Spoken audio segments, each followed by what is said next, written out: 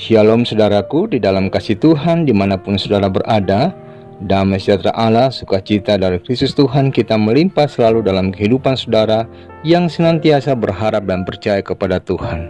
Dalam kesempatan saat ini, kita akan mendengarkan suara Gembala Rema Kehidupan dalam bingkai tema COVID-19, pencobaan atau ujian, dengan bacaan Alkitab dari kitab Yakobus pasal yang pertama, ayat yang kedua hingga ayatnya yang ke-8 yang menyatakan, "Saudara-saudaraku, anggaplah sebagai suatu kebahagiaan apabila kamu jatuh ke dalam berbagai-bagai pencobaan, sebab kamu tahu bahwa ujian terhadap imanmu itu menghasilkan ketekunan.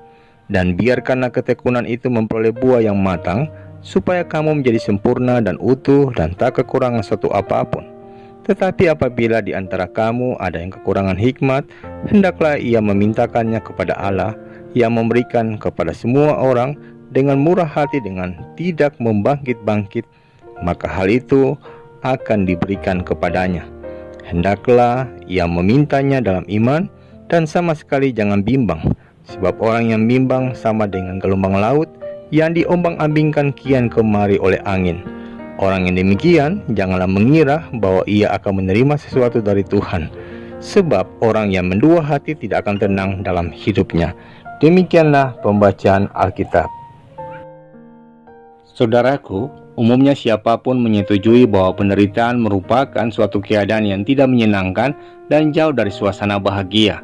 Sebab di manakah kita melihat orang berbahagia ketika mengalami penderitaan? Tentu saja tidak ada, bukan? Tetapi di ayat yang kedua, Yakobus menulis, "Saudara-saudaraku, anggaplah sebagai suatu kebahagiaan apabila kamu jatuh ke dalam berbagai-bagai pencobaan."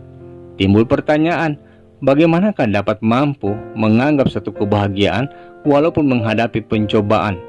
Di ayat yang ketiga, Yakobus menyebut bahwa pencobaan itu bagian dari ujian iman yang menghasilkan ketekunan.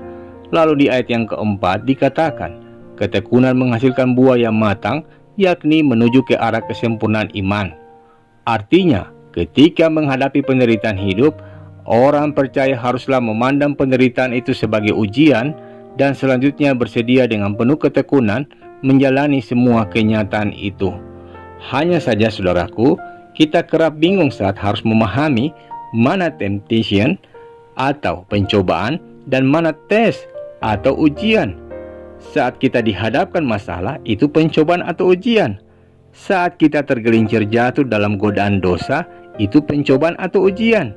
Saat kita dibuat habis dan menjalani pengalaman hidup seperti Ayub, itu pencobaan atau ujian.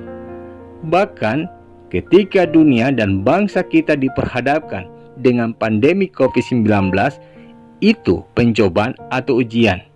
Mari kita bedakan antara pencobaan dan ujian. Pencobaan itu dilakukan iblis, saudaraku. Ujian dilakukan oleh Allah. Pencobaan bertujuan untuk menjatuhkan kita, sedangkan ujian bertujuan untuk menumbuhkan iman kita. Pencobaan berusaha untuk menjauhkan kita dari kasih karunia Allah. Ujian justru akan mendekatkan kita dengan Allah. Atau seperti yang disebutkan di ayat yang ke-14 dari Yakobus pasal 1. Tetapi tiap-tiap orang dicobai oleh keinginannya sendiri karena ia diseret dan dipikat olehnya. Artinya, pencobaan ada pada wilayah keinginan kita. Namun kalau kita membaca Yakobus 1 ayat yang ketiga, disebutkan bahwa ujian ada pada wilayah iman.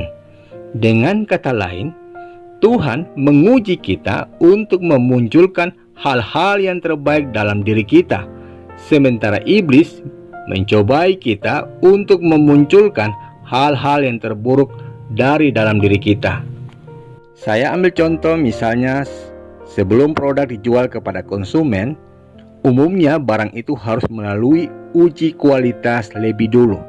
Sebut saja produsen otomotif. Sebelum sebuah motor dijual kepada konsumen, maka motor itu harus melalui serangkaian ujian, baik ujian keamanan, ujian ketahanan, ujian emisi, ujian kelayakan, dan ujian yang lain. Dari hasil ujian ini akan terlihat apakah motor itu layak untuk dijual atau tidak. Tak jarang, saudaraku, sebuah produk yang dari luar terlihat sangat bagus, namun ketika diuji, hasilnya sangat mengecewakan dan tidak sebaik apa yang terlihat dari luar. Untuk melihat sebuah kualitas, memang tidak ada cara lain kecuali harus diuji. Hal yang sama pun juga berlaku dalam kehidupan rohani kita. Untuk melihat seperti apa kualitas kekristenan kita yang sebenarnya, maka tidak ada cara lain kecuali harus diuji. Saat diperhadapkan dengan ujian, bukankah kualitas murid akan terlihat? Apakah ia murid yang benar-benar pandai, ataukah ia hanya dalam tanda petik terlihat pandai saja? Saat diperhadapkan dengan ketahanan misalnya, kualitas barang original atau KW akan terlihat dengan jelas. Saat diperhadapkan dengan gempa dan goncangan, bukankah suatu kualitas bangunan akan terlihat? Apakah bangunan itu dibangun di atas dasar yang kokoh, ataukah dibangun di atas pondasi yang rapuh? Namun yang mesti kita ingat adalah pencobaan dan ujian kerap hadir dalam peristiwa yang sama. Sebuah peristiwa bisa menjadi sebuah pencobaan yang dilakukan oleh iblis, tetapi bisa saja peristiwa itu dipakai Tuhan untuk menguji dan menumbuhkan iman kita. Ibarat dua sisi dari satu mata uang yang sama. Hal ini membuat kita mengerti bahwa Tuhan sekali-kali tidak pernah mencobai kita. Namun Tuhan bisa mengizinkan pencobaan datang kepada kita sebagai bentuk ujian terhadap iman kita. Yang pasti, Tuhan hanya mengizinkan iblis mencobai kita dengan pencobaan biasa yang tidak melebihi kekuatan kita. Saudara ingat dengan kehidupan Ayub? Bukankah Tuhan mengizinkan iblis untuk mencobai Ayub dengan mengambil semua miliknya? Tetapi hal itu juga merupakan ujian dari Tuhan yang bertujuan untuk memurnikan iman Ayub. Dengan itu, mari kita belajar memaknai peristiwa sehari-hari dengan pemahaman yang baik dan benar tentang pencobaan dan ujian ini. Saat keluarga yang kita kasihi meninggal misalnya, atau ada anggota keluarga kita yang terinfeksi COVID-19, iblis dapat menggunakan peristiwa menyedihkan itu sebagai pencobaan atau cara untuk menjauhkan kita dari Tuhan. Namun pada saat yang sama, peristiwa pahit itu bisa menjadi kesempatan untuk kita belajar berserah kepada Tuhan. Atau misalnya saat kita diangkat, dipromosikan dan dimuliakan, iblis bisa dengan mudah menggunakan hal itu untuk membuat kita sombong dan angkuh melupakan Tuhan. Artinya, diberkati pun bisa menjadi pencobaan.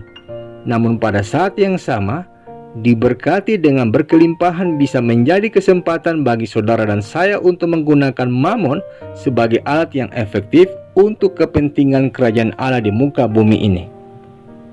Untuk dapat melakukan semuanya itu saudaraku, yakni bermegah atau berbahagia dalam pencobaan dan ujian hidup dalam menghadapi COVID-19 ini, maka dua hal yang penting dilakukan sebagai orang percaya.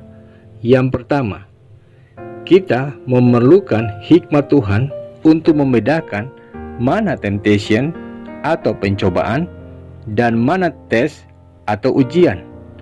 Mengapa? Karena dengan hikmat Tuhan itulah setiap pribadi yang mengalami pencobaan dan atau ujian tetap mampu menghadapinya dengan berbagai cara sehingga tetap berbahagia. Hal yang kedua, sebenarnya tidak penting untuk kita mempermasalahkan apakah ini temptation atau pencobaan dari iblis atau tes atau ujian dari Tuhan. Apapun bentuknya, apakah itu temptation atau pencobaan atau tes atau ujian, yang terpenting kita menang. Kita lulus. Karena waktu kita lulus dan responnya baik, maka kemuliaan Tuhan akan dinyatakan dan kita akan menjadi pribadi yang makin dewasa di dalam Tuhan. Akhirnya saudaraku, mintalah kasih karunia Tuhan agar hidup kita makin hari makin disempurnakan. Dengan cara ini kita akan memiliki hidup yang berkenan di hadapan Tuhan. Pertanyaannya, beranikah kita berdoa seperti layaknya Daud berdoa? Ujilah dan selidikilah aku, ya Tuhan. Amin.